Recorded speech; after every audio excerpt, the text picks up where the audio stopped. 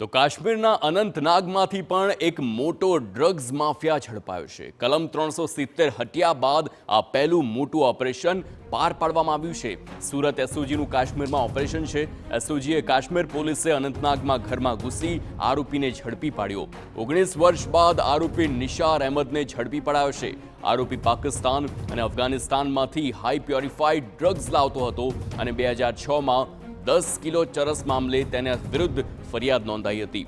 ધરપકડ બાદ પોલીસને ચકમો આપી તે ત્યારબાદ ભાગી છૂટ્યો હતો અને 2006 બાદ 2024 એટલે કે લગભગ 18 વર્ષ બાદ આરોપી ઝડપાયો છે કાશ્મીરના અનંતનાગમાંથી।